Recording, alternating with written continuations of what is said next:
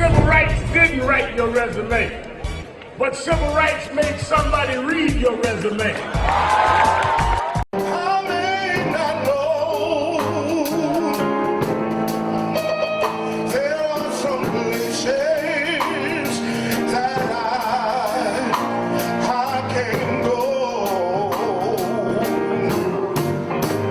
but I am sure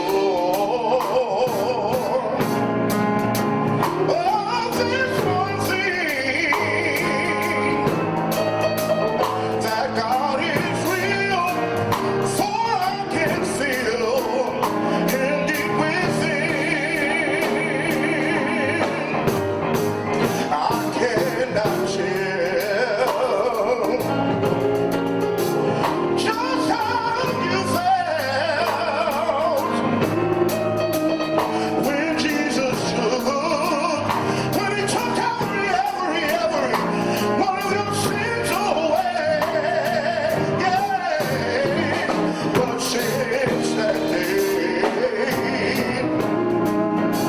yes, since that God has been real, for I can feel His holy power. Oh, yes, God is real, real in my soul. Yes, God is real, for He has washed and made me whole. His love for me, just like you know.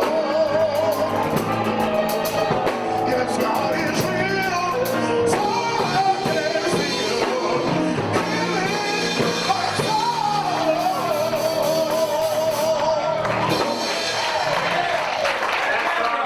To you. Right now, brothers and sisters, it's our National Crisis Report from the Honorable William Allen, our National Crisis Director. Good morning, good morning, good morning.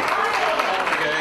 Everybody know that telephone number, 877-626-4651, 877-626-4651. If you want to be a crisis volunteer or you have a crisis, please contact us. Remember the categories of crisis and conflicts for us to remain human, civil, and voting rights, police misconduct, education, employment, health, and housing, government resource, or if you have a conflict in your family, if you're disabled, your youth, your elderly, or LGBTQ, we're here for you. We have legal referrals, business resources, crisis resources, and referrals to government and nonprofit agencies and organizations. We had a lot of success this week, and I just want to continue to thank our crisis committee that's always with us every week here. Here the New York City chapter is helping the whole country. Word and Joshua, who's in the audience, always helping every week getting things done. And we just want to thank them. But particularly this week, we had an opportunity to work very closely with the Chaplain Committee and the Second Chance Committee with the situation in Mississippi. And I'm going to ask Victor to come up and give us a report on that matter. Victor Payne. So thank you, William. So, we Second Chance Committee does the work that deals with prisons and conditions in our prisons and jails. And I guess that, why it's so very important that, we kind of sort of like focus on that. Myself being a formerly incarcerated person and being exposed to the violence that happens in our prisons and jail, by the grace of God, I made it back out alive to do the work that I made it to do. But what I'd like to really point out now that's really important and just goes to show you how important it is for us from the National Action Network and the various committees here to do the work that we do, but to be able to communicate the work that we do and not just say it, but do it. Reverend Sharpton talks about that all the time. Sayers and doers. Well, you believe you got some sayers and you got some doers here. And I'm going to give you a brief overview of just what William was talking about in terms of the collaboration and communication and the work that we do here at the House of Justice, as well as it extends out to other chapters. So in case you all didn't know, In Mississippi, there's a prison that's called Parchment. It's one of the worst prisons in the United States, as well as Angola prison. So this past week, thanks to Chaplain Kim of the Chaplaincy Committee and Dawn Simmons of the Second Chance Committee, communications came through the Crisis Committee that there was an incident that happened in Parchment Prison. And that incident involved some gangs and some violence in the prisons, but the worst part of it all that happened is that people were killed. And in this killing that happened, as a result of that, whenever things happen in prison and jail, they lock down the prison. So all of the prisons in Mississippi have been locked down for over a week. Now imagine people being locked in their cells, no movement, can't do nothing, can't get fed, most of the time don't get fed. The violence that happens to those in our prison and jail, out of sight and out of mind. You talk about violence in our community, imagine the violence that happens behind the walls that you can't see. I was part of it, I've seen it, and it happened to me. But I'm telling you that National Action Network is on the ground with their eyes and with their feet, with their people. So what happened is that Chaplain Kim communicated to the Crisis Committee, and we let them know that there was violence happening, people were killed, an inmate was hung, he hung himself, he was left. And this is kind of hard for me because I've seen stuff like this happen, but I'll do the best I can to get through this here. One of the inmates committed suicide. And imagine seeing someone commit suicide, but imagine seeing this particular human being left hanging in full view for over 24 hours.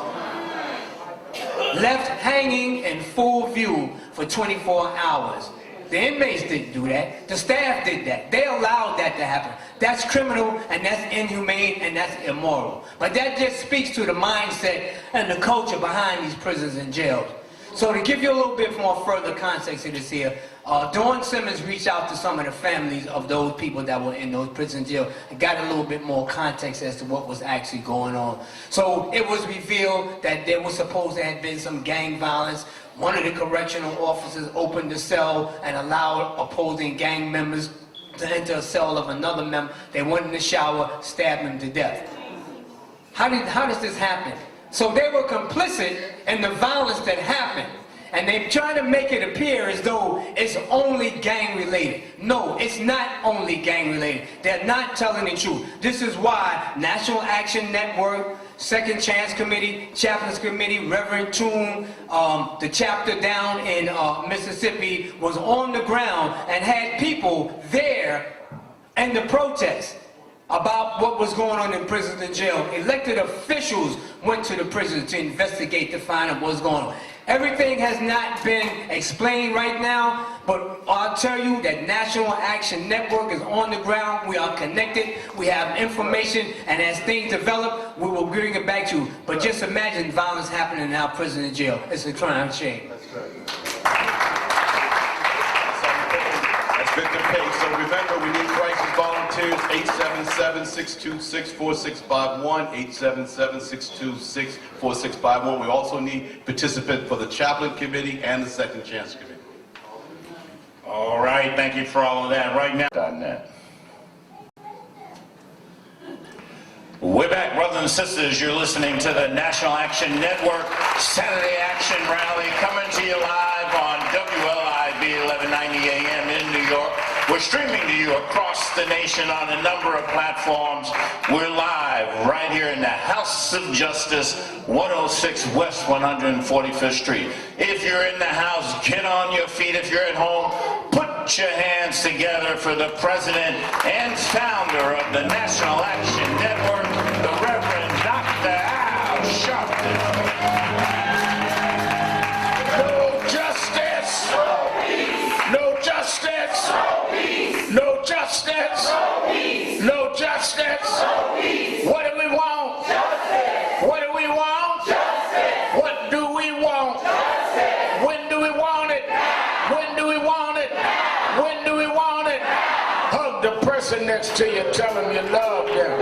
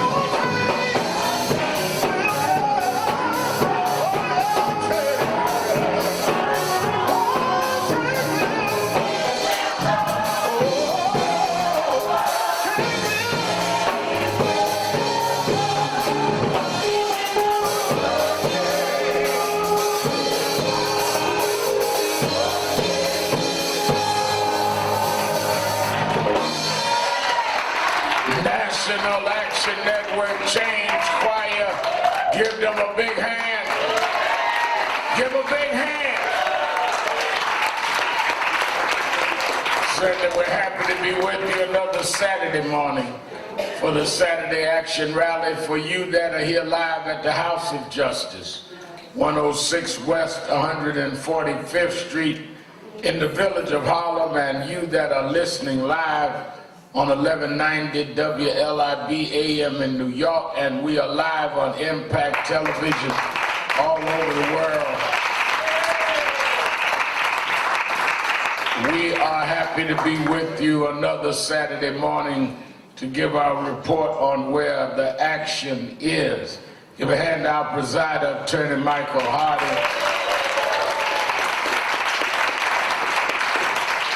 And certainly we enjoyed the word this morning from Reverend Tracy Brown.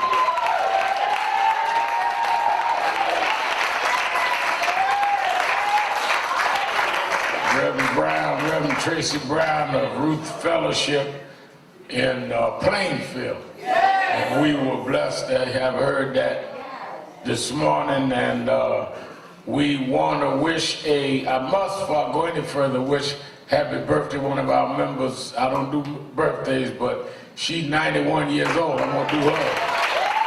Irma Sloan. Where's Irma? Stand up, 91 years old. Give her a big hand. Give her a big hand.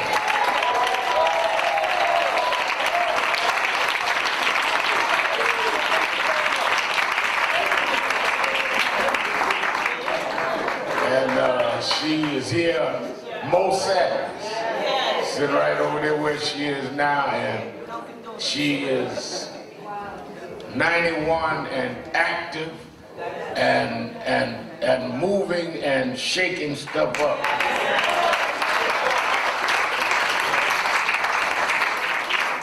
I met a friend of mine who celebrated a person in their church. He's a minister. And said that he was upset because he said that he celebrated a member who was 95 years old. And he said he acknowledged her birthday and everybody clapped, and as he was shaking hands as people were leaving the church, man stopped him and said, "Reverend, that's amazing. She's still here active at 95, and you are active, and you don't look a day past 70. He said the reason he got upset is he wasn't but 61.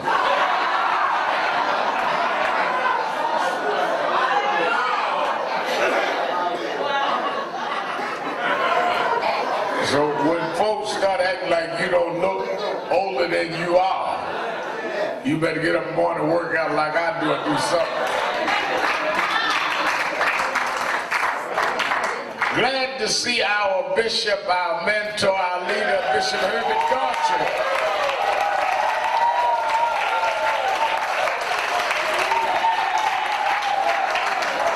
Glad always to see Bishop Gartrey and all of those that have paved the way and continue to hold the line. Not only has he paved the way, but continues to hold the line, and we're blessed to have him with us. Let me say quickly, repeating some of the announcements from the first hour, is that tonight at 5 o'clock and tomorrow night, watch Politics Nation with Al Sharpton on MSNBC. And we're going to deal a lot deeply on this whole Iran crisis. I'm going to have some of the members of Congress and Senate on, and the whole impeachment, which is taking a new life. I'm going to get in that in a minute. This week, as House of Representatives Speaker Nancy Pelosi will be handing over the 2 articles of impeachment to the Senate this week. So we need to know what to look for and what not to. I'm going to deal with that in a minute. I also want to underscore King Day. Now, many of us that are younger take King Day for granted. The fact of the matter is that the holiday itself, we had to fight for. they did not want to give a federal holiday to Martin Luther King. In fact, the only federal holiday given that to an individual who was not a president or an elected official is given for Dr. King. And that is because people organized and mobilized because of the impact he made on this country. One of the reasons that King Day 2020 becomes important is that we are in a real crisis in this country on which road and which path we gonna follow. And Dr. King was one that helped to clearly show the paths that we had to choose from. You got to remember, when the nation was founded, it was founded on principles that it advocated but did not live up to. If you read Dr. King's speech at the March on Washington, August 28, 1963, he talked about how they would live up to the promise of the country. And we are now in an era where the promise is even vague. You remember that part of the speech King said, live up to the promise, we hold these truths to be self-evident, all men are created equal. Well, they didn't practice it, but at least they were committed to it. We're living in an era now where we don't even know if they're committed to that. So this King Day is a day of clarity on what is the promise of America and what path are we going to choose, and therefore holding people accountable to that promise.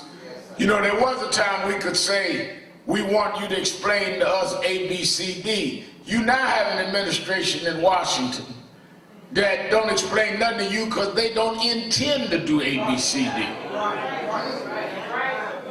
You know, it amazes me when I remember just a few years ago, everybody that had all of the criticisms and different analysis and critique around Barack Obama, who was in our right direction. He may not have got done all that we wanted, but he was clearly in the right direction. But all of those that criticize and critique him have gotten laryngitis under Donald Trump, who is going openly in the other direction. Real strange to me. I'm talking about black folks now that had so much to say about Obama and been missing in action under Trump. So we're going to deal with clarity on policy on King Day. You that are watching us Impact Television in the capital area, we start every King Day in Washington with our National Action Network annual breakfast, and where we have national figures address us on the state of the dream from their perspective. Last year we had former Vice President Joe Biden and Michael Bloomberg and others. This year, and that's at 8 o'clock on King Day, and this year we have former President Bill Clinton and media mogul Kathy Hughes and Corinne Pierre, all will be with us speaking in awards on King Day morning in Washington. To secure a seat, you can go to www.nationalactionnetwork.net or call the toll-free number 1-877-626-4651, 1-877-626-4651. Then we are right here at the House of Justice in the afternoon, 1 o'clock. We fly right back, and we start at 1 o'clock, and all of our elected officials, we hear them give us a report on what they're doing around the King Dream, and we want you here, and it's always an overflow crowd, so secure you a seat.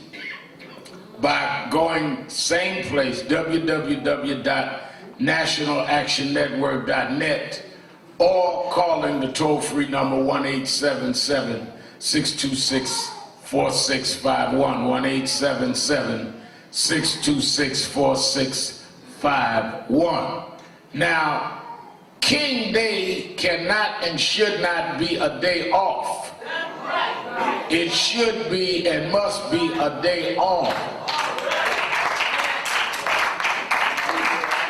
And if we do not use that at a time now where they are purging voting rolls, there's a right-wing group that went into court last week in Wisconsin, trying to purge 200,000 voters, where there are all kinds of ways to suppress and undermine the vote from North Carolina across the entire South. We need to be active and proactive. And King Day ought to be about laying out a king-like agenda for policy. People ask me every year, why do you have the elected officials and policy people give a report? Because I want them accountable. King Day ain't about you and me just foaming at the mouth, fussing mad. They know we mad. They need to address us on what they're doing. One thing I learned a long time ago, folk in power don't care how angry you are. They care about how active you are.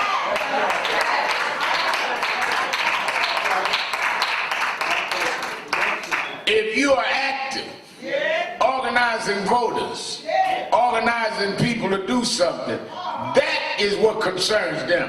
As long as you just cussing and mad, as long as you ain't not going to do anything about it, it does not threaten their position, therefore it does not encourage them or move them toward doing what needs to be done. On Monday coming, that's day after tomorrow, I'm joining the Tallahassee, Florida chapter of National Action Network. We'll be in Tallahassee, Florida on Monday, where we're having a huge march. Tallahassee is the state capital of Florida, having a huge march around public education and around teachers' pay. Now, it is interesting to me, and I want all of you that are in the Florida area that can get to Tallahassee. We're going to start at noon and march to the state capitol.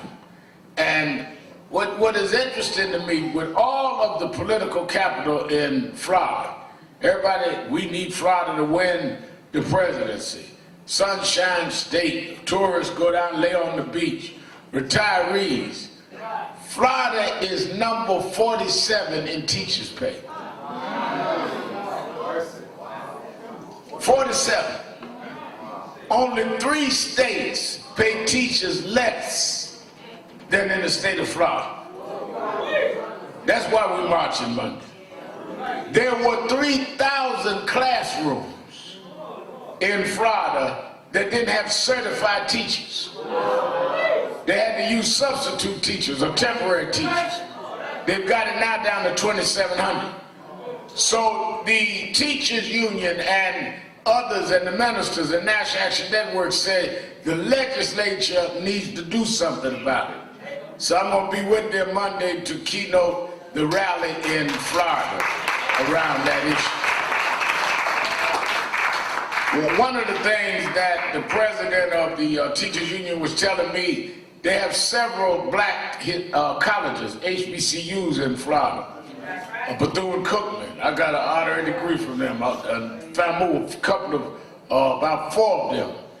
And the reason why it is more difficult to get a lot of our students to enroll in HBCUs and on into the teaching profession is the pay is not there. That's right. And many of them go through the schooling and they get strangled with student debt. You have some folk as old as they can be still paying off their student debt. So in a country that is trying to hold on to being a #1 superpower, to not invest in public education, when we're in a technological age, yet we are not investing in our kids' learning, and you're privatizing education, somebody need to stand up and do something about that.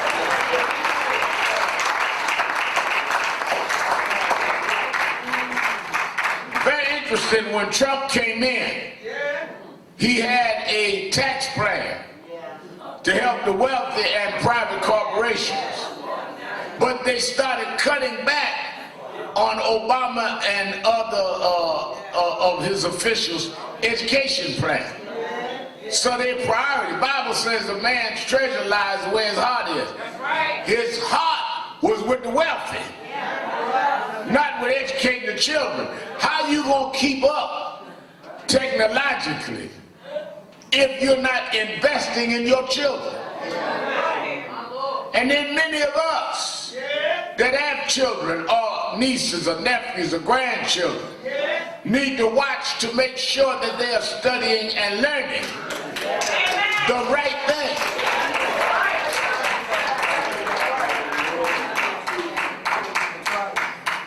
Many of you know my story. My father left when I was 9 years old, but my mother made us keep studying. One point, she didn't have enough money to keep the lights on. She made us light a candle up and read. You got kids in your house that got all these smartphones that are watching foolishness. And there is a dumbing down of our children. I say often, Reverend Brown, there was a time when I was growing up and the punishment was go to your room. That's the worst thing to do now. Don't send them to the room, because they got so many gadgets in the room. You don't know what they're doing in the room. In fact, they may want you to send them to the room.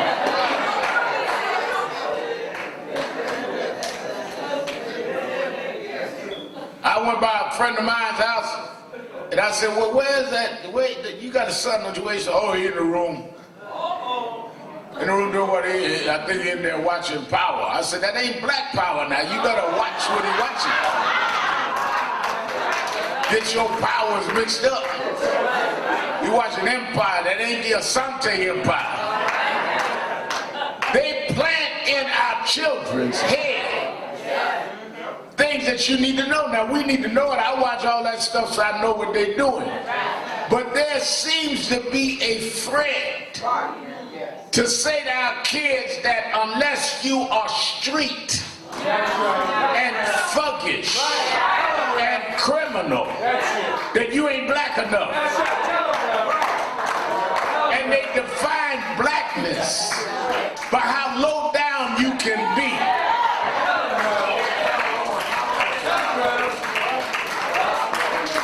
Blackness was never about how low we could go. Blackness was always, no matter how far they pushed us down, we found a way to push back up.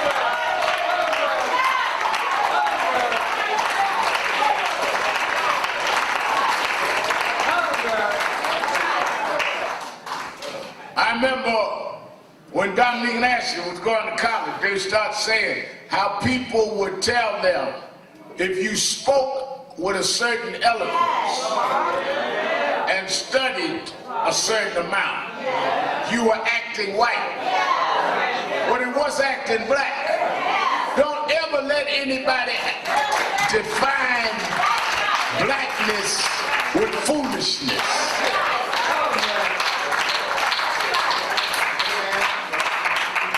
Blackness was excellence.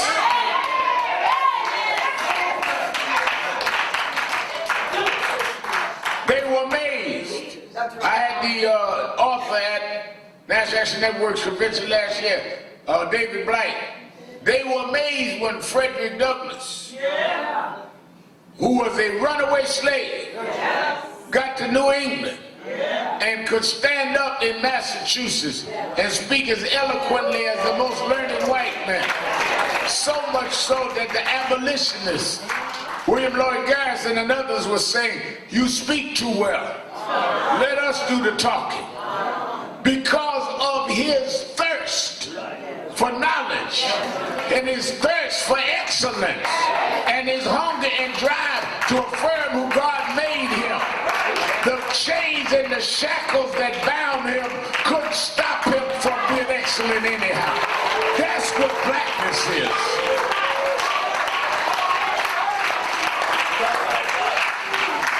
They're getting ready to unveil 3 statues of women in Central Park.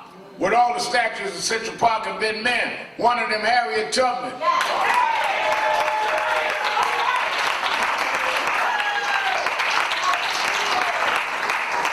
Harriet Tubman never studied engineering, never studied infrastructure, never studied navigation, but she knew how to build an underground railroad to take you from slavery to freedom.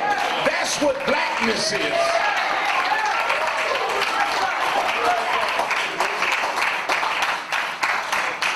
So let us not get captured in the wrong definition. And let us not get trapped in letting people belittle us. And we act as though that they're belittling us is what we got to live up to. Now, we saw this week the question that has really troubled the country around this old killing of General Soleimani in Iran. First of all, we've heard about 4 or 5 different stories from Donald Trump and Secretary of State Pompeo. First, they said we were in imminent danger. Then they said they were going to bomb 4 embassies. Then they said there was going to be something else. First of all, imminent danger means immediate danger. Means right now, we got to move quick.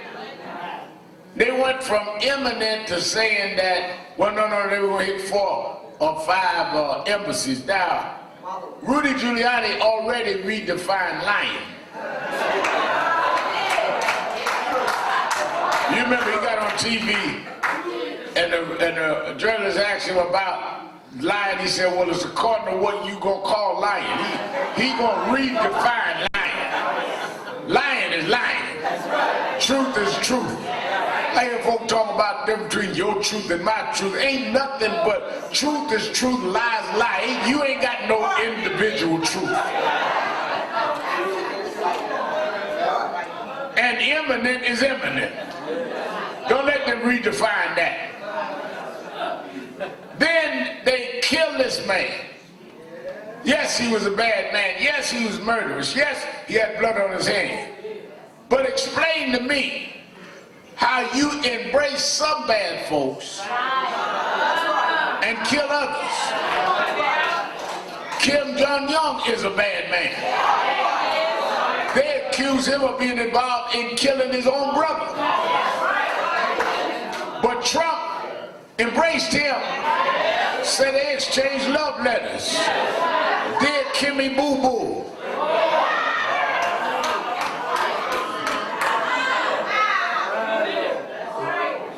Kim Jong-un got Trump to step over the border into North Korea. You wasn't shooting at him. He's a bad man. Putin is a bad man. So why do you select bad people based on who you gonna kill? Then in reaction to that, they send rockets, which puts them at high alert, and then accidentally shoots down 176 people. That's why you should be careful of what kinds of things you trigger that you may unintentionally cause other efforts to go into effect that are deadly and unnecessary. So here we are now where the House of Representatives has a war powers resolution they passed. At the same time, now they're getting ready to deal with impeachment. We are in the middle of a crisis in this country, where you're dealing with, you don't know what retaliation Iraq and Iran may still have. You don't know what we're going to see, a sham or a real trial. And at the same time, we have an election going on. If there ever was a time to organize and give clarity and direction, now is the time.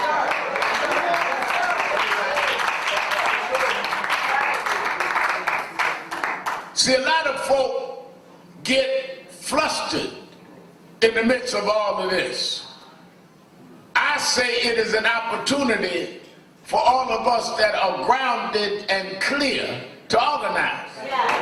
You couldn't have a better time than when everybody else is lost for you to help show them where we need to go.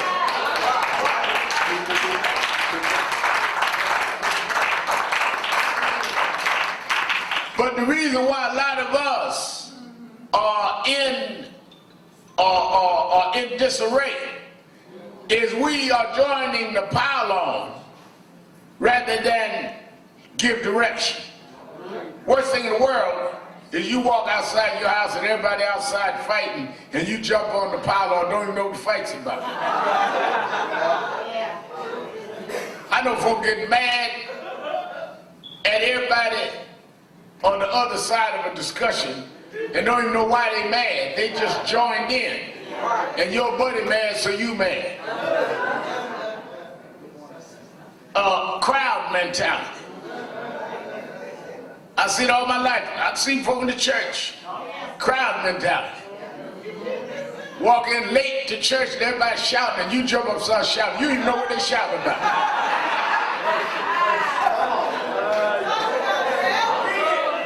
You just got off the bus, cussed out the bus driver, walked in the door and everybody jumping and you jumping. Forgot you just got through cussing. You go from cussing to speaking in tongues in 2 minutes.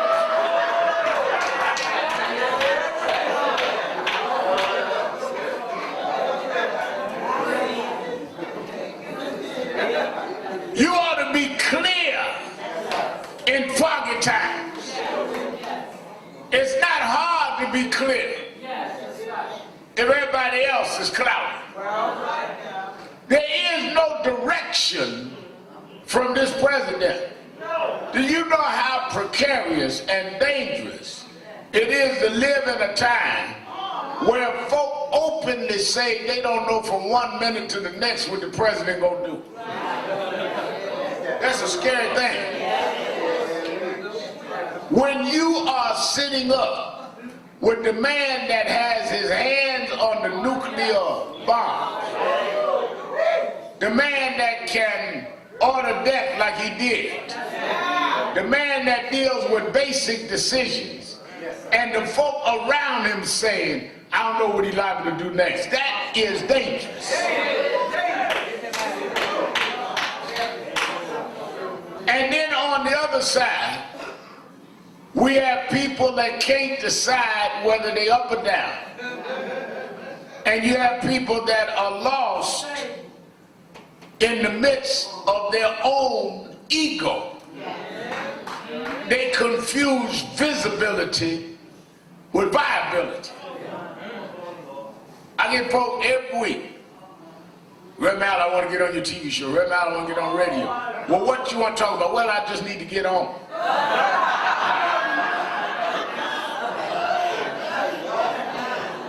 I ain't been on in a while. Well, if you wait to get on my show, you won't be on for another while. Because you just want to be seen. You have nothing to say. And in these times, it is clear what issues are. Like I laid out about education. Like I dealt with about voting. You got clear issues. If you just want to be seen, you know better than Trump and them. They're liable to do anything. Then we have too many ministers That's why I like Reverend Sister Brown this morning, that connected the scripture to where we are today. We have too many ministers, Reverend Daughtry, that are great at what God did, but not at what God does. Telling me how good God was 2,000 years ago ain't gonna help me in 2020. You gotta connect what God did 2,000 years ago to the same God is still on the throne in 2020. And if you remember that God was the God that strengthened people to fight Pharaoh and Belshazzar and Nebuchadnezzar and Pilate and Herod, it would give you a different perspective on Trump. The reason you think you can't beat Trump is you don't have a God that used folk to beat folk all the way through history.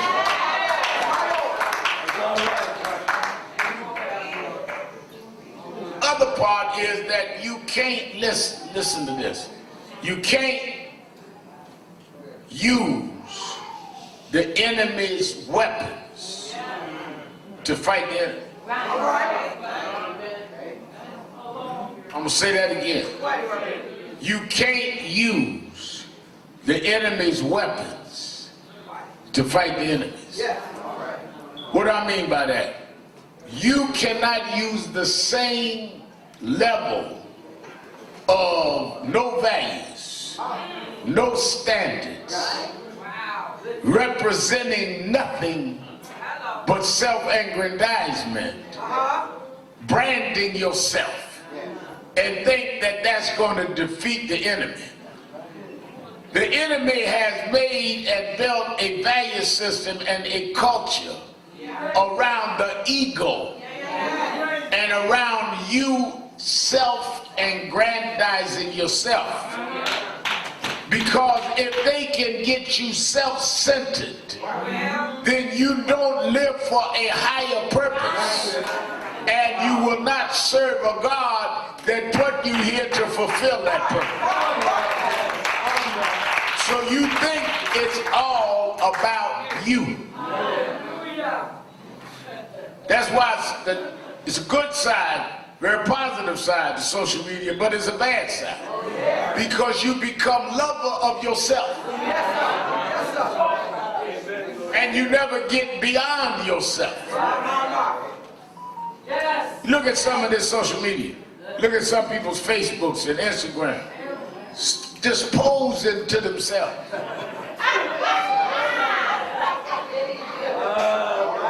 I mean, how many angles do you need to see of yourself?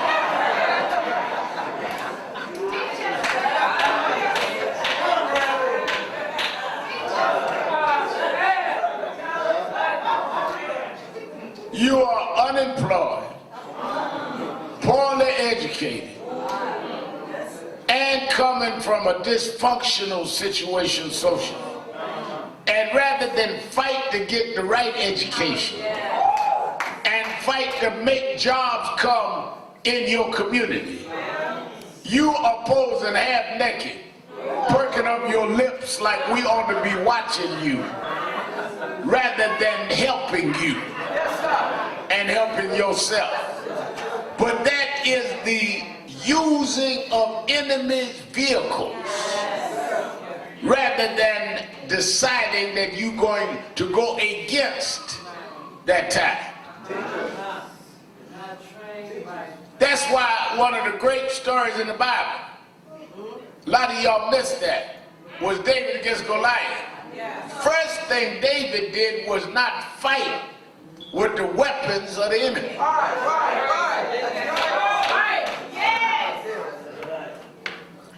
When Goliath came down, Bible, y'all read the story. In those days, they had armies would be on separate mountains, and they would send their best down into the middle to fight to see who'd win. When Goliath came down, breastplate, sword was so heavy, he had to have someone carry the sword. come down to face who the Israelites would send. And nobody wanted to fight Goliath. First problem, Reverend Tracy Brown, is that they felt that Goliath was unbeatable. That's why I run you right back into trouble. You sometimes are defeated because you convinced yourself that you can't win. All of those that were in the church that preached faith, that talked about Moses, talked about the Red Sea, talked about Joshua and the Jordan, but when it was time to fight Goliath, they wouldn't fight. That's why I say I don't care how much you learn of the scripture. You can quote verses backwards in 4 languages. If you can't put it into practice, it don't mean nothing.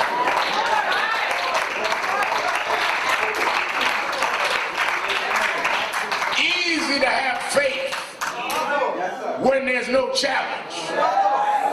But I want to know how much faith you got when the doctor gives you a bad diagnosis. I want to know how much faith you got when you got bills and no money. I want to know how much faith you got when you got a broken heart and your loved one walked out on you. Then we will know whether you quote scripture or whether you live scripture.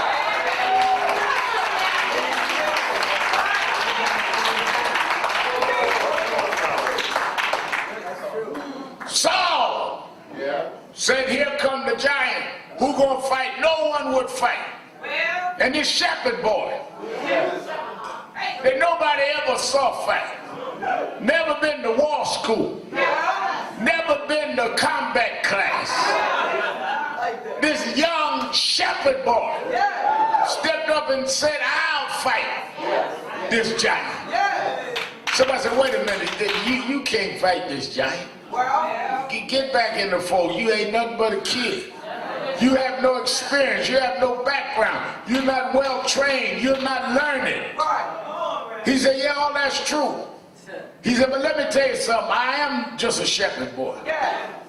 But one day while I was taking care of daddy's sheep, I looked up and a lion and a bear had came to take daddy's sheep. And my assignment was to take care of the sheep. And I went and I conquered the lion and I conquered the bear. I ain't got no bachelor degree in bear fighting. I don't have no masters in lion fighting. But the same God that gave me the victory over the lion and the bear, that same God will help me face this giant.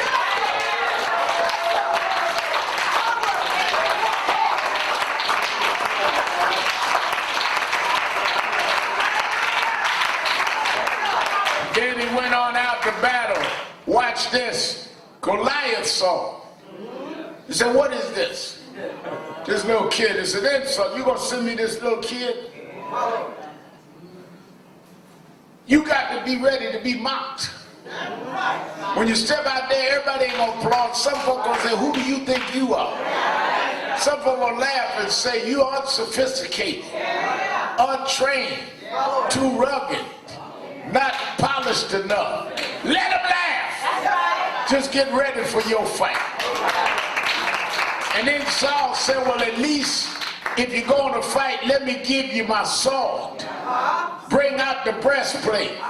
Bring out the headgear. He said, no, I don't need none of that. I decided I'm going to let the Lord use me with different weapons. Don't confuse my weapons with my fighting. Just give me a slingshot and a few smooth stones. I know you don't think I'll be nothing, but I'm used to being underestimated. In fact, when the prophet came to my daddy's house and Samuel said that one of your sons would be the new king of Israel, my daddy didn't even think about me. He looked at my older brother, then he looked at my middle brother, and as an afterthought, somebody said, wait a minute, you didn't look at all the sons. There the fields, taking care of the sheep, and they sent for me. I was an afterthought. But God takes afterthoughts and takes slingshots and will make a way anyhow.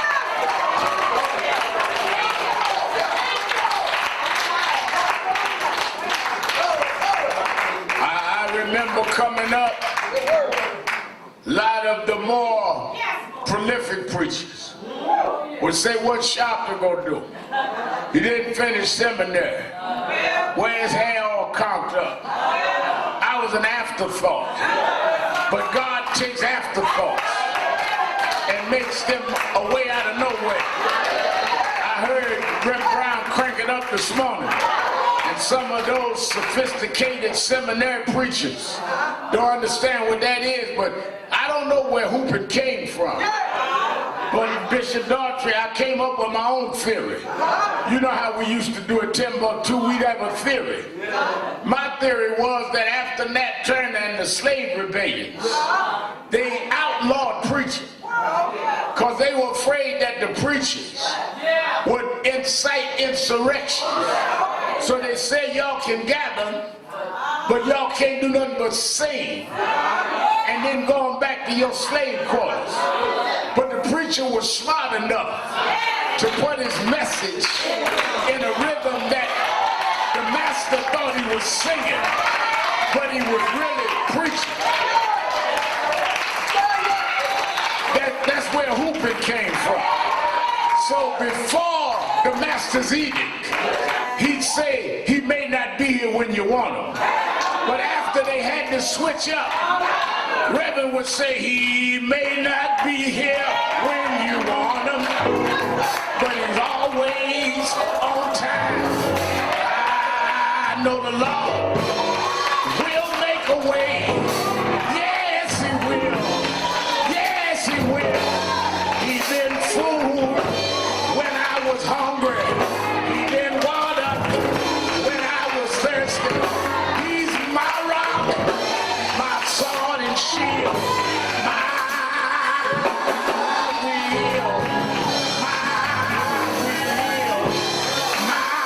will, in the middle of the wheel. He's the lily of the valley, the bright and morning star. Yes, yes, yes, yes, yes.